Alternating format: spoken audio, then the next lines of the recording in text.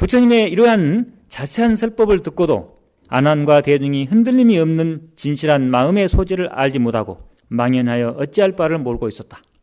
그때 세존께서는 아난의 정수리를 만지시면서 다음과 같이 말씀하신다. 열애는 항상 모든 법에 생기는 것이 오직 마음으로 나타나는 것이며 일체의 인가와 세계의 가지가지 현상이 모두 마음으로 인하여 체를 이룬다라고 했다. 아라나, 만약 모든 세계의 가지가지 존재와 그 가운데 더 나아가 풀잎이나 실오라락이 하나라도 그 근원을 찾아보면 다 체성이 있으며 비록 허공일지라도 이름과 모양이 있는데 하물며 청정하고 묘정하며 밝은 참 마음은 어찌 일체의 마음의 본성이거늘 어찌 그 스스로 체가 없겠느냐. 이제 아라는 이렇게 하다 보니까 그 마음이 없는 걸 찾을 수가 없고 아직 외래장성의 그 세계에는 들어가지 못하고 그런 건 저런 거 다 아니라 하고 그러다니까 좀 이렇게 좀 힘들었던 거예요. 어디 가십니까? 그러니까 없다는 데 빠져버릴 어떤 그런 모습이 약간 보이니까 부처님이 이제 어찌 없겠느냐. 여러분 하도 챙기니까 잘 알잖아요. 마음이 있잖아요. 분별심 말고 그 마음이 결과가 아니라 그렇게 하고 있는 것이 제대로 가는 길이라는 거예요. 그렇게 이제 아란에게 다시 한번 격려를 있다고 마음이 있다고 분명히 이렇게 한 번 더 강조를 하게 되죠. 그러면서 이어집니다. 내가 지금 너에게 명령하여 너의 생각하는 것을 마음이 아니라라고 억지로 우기는 것이 아니다. 다만 너의 깨어있는 마음으로 내가 하는 말을 자세히 한번 살펴보아라. 만약 아프 대상을 떠나서도 분별하는 체성이 있다면은 그때는 그것을 진실한 너의 마음이라고 할 수 있을 것이다. 네가 뭘 관계 속에서 생긴 마음으로 마음을 삼고 나한테 그걸 자꾸 그게 진짜 마음이라고 주장하려고 하는데 다시 한번 얘기해보자. 네가 어떤 상황에서 생긴 마음으로 네 마음을 살았다고 하면은 마음이라는 것은 항상해야 되니까 그것이 떠나고도 마음이 있어야 되는데 미운 놈이 있었어요. 그래서 정말 그놈 때문에 내가 죽더니 네가 죽더니 어떻든 같이는 못 살겠다고 그렇게 생각하는 미운 놈이 있었어요. 근데 이제 다시 그 사람이 뭔가 차근차근 마음을 돌려가지고 나한테 잘하니까 이제 미운 놈이 없어져 버렸어요. 그 사람이 오히려 이제 그 고부간에 그런 일이 더 많다고 그래요. 처음에는 미웠는데 시험씨가 되게 미워가지고 시험씨 죽기를 바랐는데 그 죽기를 바라고 누가 그렇다든가 어리석은 며느리인지 몰라도 고기 반찬을 무슨 고기를 자꾸 삶아드리면은 나중에 시어머니가 먼저 그냥 금방 죽을 거라 하니까 계속 삶아드렸대요. 그랬더니 시어머니는 갈수록 건강해지면서 며느리가 예뻐져가지고 며느리한테 잘해주니까 나중에는 시어머니가 이제 애도 봐주고 어쩌고 하니까 오히려 돌아갈까 싶어서 걱정을 하면서 그 처음에 가르쳐줬던 사람한테 가서 어떻게 하면 할머니가 다시 오래 살 수 있겠냐고 물어봤다는 얘기가 있어요. 어쨌든 그동안에는 그렇게 미흡고 앤수였는데 지금은 다시 또 이제 은인이 되어가지고 서로 이제 이렇게 바뀌는 게 되는데 그러면은 그때 미워하는 마음 따로 있고 좋아하는 마음 따로 있고 한 것이 되잖아요. 그러나 그런 마음들이 다 허망한 그 상황에 따라 생긴 마음이기 때문에 만약에 그것이 미워하는 마음이 진짜 마음이라고 하면은 상황이 없어지고 나서도 그 마음이 계속 있어야 되는데 다시 시어머니가 다시 돌아가셨다든가 아니면 다시 마음을 바꿔가지고 나한테 좋게 하니까 미워하는 마음은 없어지고 달라져 버리잖아요. 그러니까 그렇게 허망한 마음을 어떻게 진짜 마음이라고 하겠느냐 뭐 이런 얘기예요. 지금 이제 내가 지금 너에게 명령하여 너의 생각하는 것들의 모든 마음이 그것을 네 마음이 아니라라고 우기는 것이 아니라 너는 다만 한번 깨어서 네가 아주 올바른 마음으로 내가 하는 말을 자세히 한번 헤아려 보아라. 만약 앞의 대상, 앞의 경계죠. 앞의 경계를 떠나서도 분별하는 그 마음의 체성이 있다면 그때는 그것을 진실한 너의 마음이라고 할 수 있을 것이다. 그러나 만약 분별하는 성품이 밖의 대상을 여의고 따로 그 체가 없다면 그 마음은 곧 앞의 대상을 분별했던 하나의 그림자에 지나지 않는 것이다. 앞의 대상 따라 생겨난 하나의 마음의 그림, 진짜 마음 입장에서 볼 때 그림자에 지나지 않는 것이다. 라고 하시면서 그렇게 없는 데 떨어지지 말고 있는 데 떨어지고 없는 데 떨어지고 그렇게 하지 말고 참 마음의 눈뜨기를 강조하신다. 그때 아란이 이 말을 듣고 거듭 슬피 울면서 온몸을 땅에 던져 절하고 합장하여 부처님께 말씀드렸다. 제가 부처님을 따라 발심하여 출가한 이래로 부처님의 이신령만 믿고 항상 제가 애써 닥지 아니하여도 여래께서 삼매를 얻게 해주실 것이라고 생각했지. 몸과 마음이 본래 서로 대신할 수 없다는 것을 알지 못하여 그만 저의 본심을 잃어버렸습니다. 제가 비록 몸은 출가하였으나 마음이 아직 도에 들지 못한 것이 마치 헐벗은 아들이 아버지를 피하여 도망 다니는 것과 같습니다. 이 헐벗은 아들 이야기는 법화경의 신해품에서 나오죠. 이런 것을 보면은 이제 능엄경은 법화경의 사상을 또 이런 뿐만 아니라 법화경의 내용이 많이 나오기 때문에 법화경 이후에 법화경을 이미 그걸 이어서 역사적으로 볼 때는 이어서 이렇게 나온 경전이라고 이렇게 봅니다. 그러나 사상적으로는 반야 이후에 선정의 그 수행력을 강조하기 위해서 법화 이전에 세례진 경전이다. 그래서 수행력을 갖춘 다음에 수기를 받게 하는 그런 내용으로 이어지니까 사상사적으로 보면은 반야 이후 법화 이전이 되고 서지학적 역사적인 그걸로 보면은 법화 이후라고 이렇게 봅니다. 헐벗은 궁자가 아버지를 피하여 도망 다니는 것과 같습니다. 여기 이 부분은 여러분들 처음에 교재 서품에서 여러분 교재 215페이지를 한번 펴봅니다. 거기 보면은 이제 이 능엄의 위치가 최초 화엄 37일, 37일 동안에 화엄경을 세려가지고 이때 이제 궁자경악, 거지 아들이 또 깜짝 놀래가지고 기절해버리는.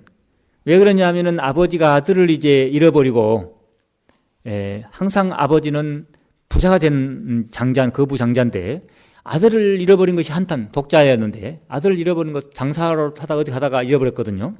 그래, 아들을 잃어버린 것이 천추의 한이에요. 돈은 많아가지고 하인들을 많이 부리고 사는데, 이 아들은 아버지를 잃어버리고 고아로서 가진 고생을 다해 어느 집에 가서 일 좀 해주면은 어떤 때는 착한 주인 만나가지고 잘 얻어먹기도 하고, 어떤 때는 일만 해주고 그 싹도 못 받고 죽도록 두들겨 맞고, 이렇게 안 죽을 만큼 두드려 맞고 나오기도 하고, 죽을 고피도 몇 번을 겪으면서 이렇게 이제 흘러다니다가 어느 날 이제 그 부잣집에 앞을 지나가다가 또 배는 고프니까 뭐 시킬 일이 없는가 이렇게 끼웃고 돼가지고 좀 일 좀 시켜주면은 그대로 밥을 얻어먹기 위해서 이렇게 하는데, 저 멀리서 아버지가, 그건 진짜 자기 아버지였어요. 아버지가 보니까 너무도 비록 세월은 많이 흘렀지만은 너무도 제 아이들이 분명한 거예요. 그래서 자기도 모르게 내 아들이다 하고 소리를 지르니까 이 거지 아들은 깜짝 놀래가지고 또 맞아 죽는가 싶어가지고, 되게 그 부자들이 요즘도 보면 한국에서도 외국의 그 가난한 이렇게 돈 벌러 왔는 사람들, 외국인들 부려먹고는 돈도 많이 안 주고 띄어보내가지고 그 소송도 많이 나오고 그러대요. 우리나라도 옛날에 그랬고. 그러니까 그렇게 그냥 공짜로 일 시키고 힘없는 거지니까 또 쫓아보내버리는, 이런 일들을 많이 당했던가. 또 이제 잡혀가지고 맞아 죽는가 싶어가지고 도망가요. 그러니까 하인 보고 빨리 가서 잡으라고. 그러니까 하인이 쫓아가니까 이게 기절해버렸어요. 너무 놀래가지고. 이제 그때 그 궁자경악이라는 소리가, 이 궁자경악, 놀랄 경자, 놀랄 악자예요. 궁자, 여러분 교재 215페이지에. 그게 내 아들이다 하니까 궁자 아들이 이제 기절해서 자빠져 버리는. 그래서 이제 할 수 없이 물을 찌끌고 살려가지고 아버지가 가만히 생각해 보니까 이걸 이렇게 해가지고는 안 되겠구나. 저놈을 그냥 놔두고 하인들한테 옷도 허름한 입고 가가지고 같이 거지처럼 행세하면서 살살 꼬아가지고 우리 집으로 데려와라. 그래서 화장실 일도 시키고 쭉 해가지고 우리 집에 있게 하라고. 그렇게 해서 데려온 것이 이제 재분 정가. 두 번째 보면 분뇨를 제거하게 해가지고 값을 쳐준다. 싹을 주고 이렇게 화장실 청소 시킨 거예요, 이제. 그게 이제 하엄경을 쫙 설해주니까 사람들, 그 중생들이 못 알아먹고, 에이, 부처님이 나는 얼마나 좋은 이야기 좀 할 것 같더니 와닿지 않으니까 별로 그 감흥을 못 받고 별로 이렇게 하는 그런 모습 속에서 부처님이 안 되겠구나. 그래서 이제 아엄경을 설했다는 거예요, 이제. 그 아엄경을 설해준 이유는 이제 네가 착한 일을 해다, 착한 복을 받는다 등등, 이렇게 삼보를 공경해라 등등, 고통을 소멸해라 이런 이야기를 많이 하게 되죠, 이제. 물론 그 속에 또 대승의 불성의 씨앗, 고진멸도할 때 멸의 입장이 바로 그런 어떤 우리의 열애장성을 이야기하고 있는 건데 직접적으로 얘기는 그게 안 나오죠. 소승불교니까. 그러니 그런 부분이 재분정가.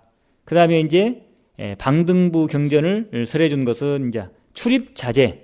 이제 정식 직원이 된 거예요. 처음에는 화장실이나 처는 날품팔이 일용직 사원이었다고 하면은 이제는 이제 정식으로 그 집에 이제 식구가 되어가지고 이제 출입이 자재. 마음대로 그 집에 드나들 수 있으면서 이제 정식 직원이 된 거고, 반야부 경전을 설한 것이 영지보물. 이제 그 집에 속속들이 안 거죠. 이제 어느 정도 직책을 맡겨주니까 정식 그냥 말단 직원이 아니고 이제 간부급이 되어가지고 그 집의 살림을 어느 정도 같이 하는 거예요, 이제. 그래가지고 이제 영지보물, 알영자, 알지자. 그 집의 그 속속들이 재산 목록을 다 알고 있는 거죠, 이제.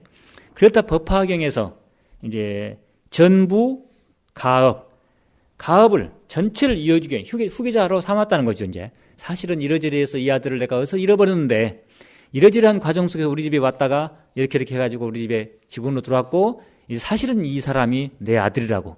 모두 경찰서장, 군수, 도지사 다 불러가지고 모아놓고 이제 파티를 한 다음에 이게 그걸 발표하는 거죠, 이제. 그것이 이제 법화경에서 수기를 받는 것이라는 거죠, 지금 이제. 확실한 후계자로 이제 안치되는 것. 그럼 능엄경은 바로 이 반야 이후에 법화 이전에 정력을 길러주기 위한 수행력을 마련한 그런 경전이더라. 이게 궁자경학이라는 이야기는 그렇게 해서 나온 겁니다. 다문만, 그래서 궁한 그 거지 아들이 아버지를 피하여 도망 다닌 것과 같습니다. 이제야 비로소 다문을 했다 하더라도 만약 수행하지 아니하면 듣지 아니하는 것과 같이 듣지 아니하는 것과 같은 것이 마치 어떤 사람이 음식을 말하는 것으로는 마침내 배부를 수 없는 것과 같은 것을 알았습니다. 세존이시여, 저희들이 지금 이 두 가지 장애에 얽매이게 된 것은, 두 가지 장애는, 여기서 두 가지 장애는 이제 번뇌장과 소지장입니다. 번뇌장과 소지장. 여러분 교재 263페이지를 한번 보겠습니다. 두 가지 장애라고 했는데 번뇌장과 소지장이 무엇인지 263페이지. 거기 보면은 나중에 수도분에서 이야기 될 때 나오는 이야기인데 아공과 복공이라는 말이 나옵니다. 불교의 안에서, 교리 속에서. 아공과 복공이라는 말은 두 가지 장애, 즉 번뇌장을 통해서 번뇌장을 극복하면은 아공이 이루어지고 소지장을 극복하면은 복공이 이루어집니다. 소지, 아는 바죠. 그래서 이 번뇌장과 소지장, 이 두 가지 장애 때문에 지금 이러고 있다라고 아랑이 지금 이야기했는데 두 가지 장애가 뭔지를 보겠습니다. 즉 번뇌와 소지, 번뇌장, 소지장 이 두 가지 장애를 두고 한 말인다. 이때 번뇌장이란 현실에서 피상적으로 움직이는 주객 대립의 분별심, 우리가 너다 나다, 내 것, 네 것 이렇게 이제 나누는 분별심이라는 거죠. 이 번뇌장이라고 하는 것은 현실에서 눈앞에 이익 때문에 움직이는 주객 대립의 분별심을 말하고, 소지장이란 우리들의 현행의식으로서는 잘 인식되지 않는 미세하고, 타자가 미세하고 근원적인 무명심을 말한다. 더 깊은 거죠. 그러니까 아공 복공할 때 아공은 뭐 간단하게 이렇게 법문을 들으면 반성이 되어가지고 조금 수행하면은 극복이 되는데, 이 법공은 상당히 이제 이 법공이 극복이 돼야만이 자비심이 나오게 돼 있어요. 자비심. 이제 번뇌장은 이제 뒤에 나옵니다. 먼저 번뇌장이란 미혹의 뜻으로 이를 수행의 입장에서 두 가지로 나눈다. 번뇌하게 되면 두 가지 입장의 번뇌가 있어요. 번뇌를 혹이라고 하죠. 미혹, 혹. 그래서 하나는 후천적으로 생긴 견혹이고, 우리가 견도분해를 통해서 얻을 수 있는 것은 후천적인 번뇌, 수도분을 통해서 닦아가는 것은 선천적인 번뇌까지도 극복을 하는 것이니. 그래서 여기서 지금 후천적으로 생긴 견혹이고, 또 하나는 선천적으로 타고난 수혹이다. 우리 번뇌 가운데는 두 가지가 있다는 거예요. 선천적인 번뇌, 또 후천적인 번뇌. 괜히 누구를 미워하면 나는 그 사람하고 이해관계도 없는데 남들이 괜히 미워하면 나도 괜히 미워해가지고 그냥 그런 지역적으로 그런 게 많잖아요. 이쪽 지역은 누구를 미워하고 이쪽 지역은 저를 미워하고 이런 것들은 괜히 군중의 심리에 의해서 되기도 하는데 개인도 마찬가지예요. 괜히 이 사람은 주는 거 없이 미웠고, 어떤 건 또 주는 거 없이 이쁘고, 뭐 이렇게, 그래가지고 뭐 결혼을 할 때도 보면은, 괜히 이 사람은 호감이 가는 거야, 더.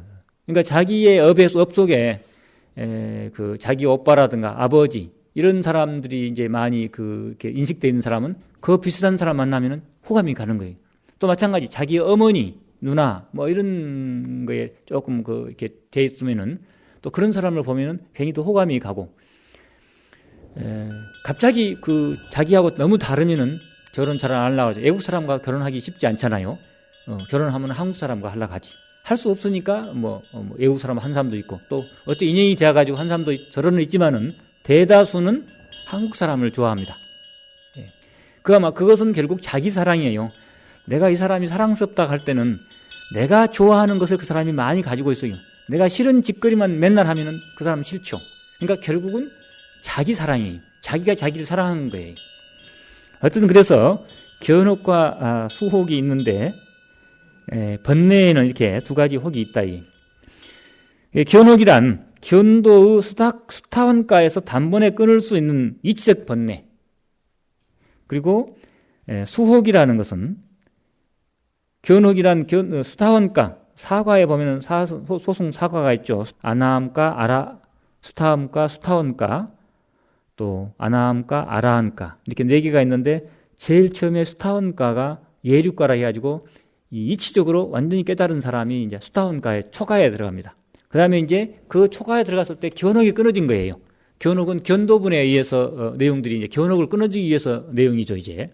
그 다음에 수도를 통해서 수혹이 끊어지죠, 이제.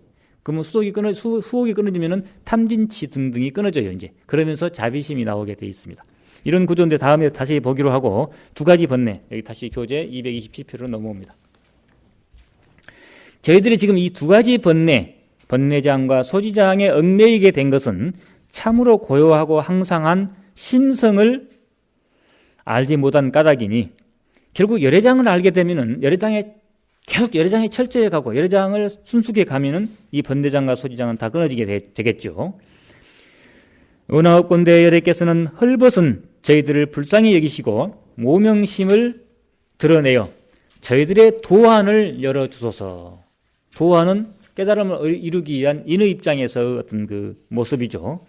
주 22번을 보면 도안에 대한 설명이 좀 돼 있죠. 도안 즉 진견이니, 진견, 열애장심을 이제 알아차린 거예요. 열애장심에 합하는 것, 열애장심의 세계에 이제 막 들어서면은 도안이 열린 겁니다.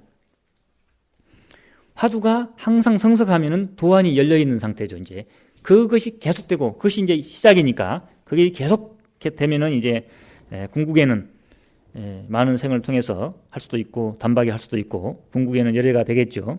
이것이 진견이니 묘명심, 즉 묘명심은 열애장성이에요. 묘명심 즉 이러한 열애장심은 무심으로 인하여 바라게 된다. 무심으로 인하여 놔버리는 데서, 쉬어버리는 데서 그것이 바라게 된다. 잘 안 되니까 화두를 통해서 의심을 하면서 다른 것을 착, 의심이 큰 방패가 되죠. 엄청난 방패예요. 그걸로 전부 막아버리고, 의심 하나로 전부 막아버리고 싹 서인다. 열애장심에 서게 된다, 이게. 이런 이제 도안을 열어주소서. 이에 부처님께서는 주목과 맹인의 비유를 통해 거듭 열애장성의 진견을 밝히신다. 알아나, 예를 들어 나의 주먹은 손이 없으면 이룰 수 없는 것처럼, 부처님께서는 능경에서 아주 비유로 많이 설명을 합니다. 예를 들어서 나의 주먹은 손이 없으면, 주먹이 있는데 손이 없으면 이룰 수 없는 것처럼 너의 눈이 없다면 너의 본다는 것도 이루어질 수 없을 것이다. 눈이 없으면 못 본다. 이러한 이치에서 너의 눈을 나의 주먹에 비교한다면 그 이치가 같겠느냐? 주먹은 손이 없으면 만들어질 수 없을지, 본다는 것은 눈이 없으면 볼 수 없다. 이거 맞느냐? 물어봤어요. 아란이 말하였다. 그렇습니다, 세존이시여. 만약 눈이 없으면 누구나 볼 수 없습니다. 그러므로 저의 눈을 열애의 주먹에다가 비교하면 그 이치가 같겠습니다. 부처님이 아란에게 말씀하셨다. 내가 서로 같다고 하였는데 그 뜻이 그렇지 않다. 너 틀렸다. 아직도 너는 멸장성을 못 보고 있다. 왜냐하면은 만약 손이 없으면은 주먹은 끝내 만들 수 없으나 손이 없으면 주먹 못 만들죠. 손 없는 주먹이 어디 나와요? 눈이 없다고 하여 보지 못하는 것은 아니다. 눈이 보는 것이 아니라는 거죠, 지금. 내가 한번 저 길에 나아가 맹인들에게 당신들은 무엇을 보느냐고 묻는다면 저 맹인들이 하나같이 너에게 우리들은 지금 눈앞에 오직 어두움만 보이고 다른 것은 보이지 않습니다라고 대답할 것이다. 이러한 위치에서 보더라도 눈앞의 대상이 스스로 어두울지언정 보는 성품이야 어찌 손상이 있겠느냐. 보는 성품은 열의장성이 보는 거예요. 참 마음이 보는. 이상이 상주진심을 알게 하려는 견도분의 세 가지 가운데 첫째, 진망을 결택해서 그것으로 수행의 기초를 삼게 한 결택진망위 미린의 간추린 내용이라고 하겠습니다. 어떤 것이 진짜고 어떤 것이 가짜인가? 우리가 상황에 따라 생긴 마음은 가짜고 오히려 그때 이 마음을 일으키고 있구나라고 알아차리는 마음은 비록 완전한 진여 자리는 아니지만은 열의장심입니다. 그것이 이제 완전한 진여에 제대로 가기 위한 인의 입장에 선 열의장심이다. 이걸 이야기하고 있는 것이 진망결택 이 세계로서 발표되어 있는 견도분의 세계 중에 하나였습니다. 오늘 여기서 마치겠습니다.